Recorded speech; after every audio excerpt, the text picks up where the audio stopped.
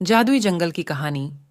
बहुत समय पहले एक जादुई जंगल हुआ करता था, जहां हर पेड़, हर पौधा और हर जीव अपनी अपनी अनोखी शक्तियों के साथ रहते थे।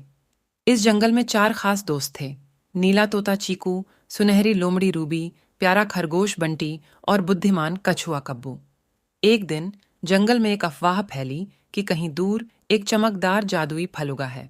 कहते हैं, जो भी उसे खाएगा उसे कभी भी भूख या प्यास नहीं लगेगी।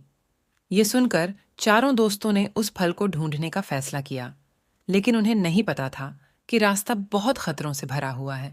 सबसे पहले वे एक अंधेरे और घने जंगल में पहुंचे। वहां अचानक एक जहरीले सांप ने उनका रास्ता रोक लिया। चीकू ने जल्दी से अपनी चतुराई से काम लिया। उसने सांप को कहा, तुम्हें पता है, जादुई फल का एक टुकड़ा हर किसी को शक्तिशाली बना सकता है। अगर तुम हमें रास्ता दे दोगे तो हम तुम्हें भी फल में से हिस्सा देंगे। सांप लालच में आ गया और उन्हें जाने दिया।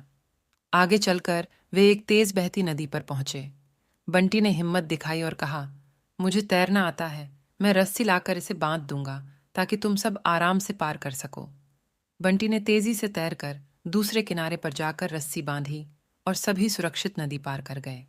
फिर वे एक पहाड़ी के पास पहुंचे, जहां तेज हवा चल रही थी और चढ़ाई बहुत खतरनाक थी।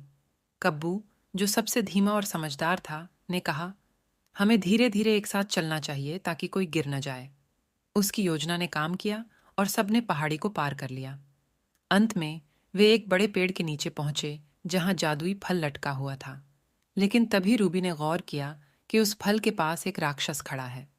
वह राक्षस जंगल का रक्षक था और जादुई फल को बिना किसी की अनुमति के छूने नहीं देता था।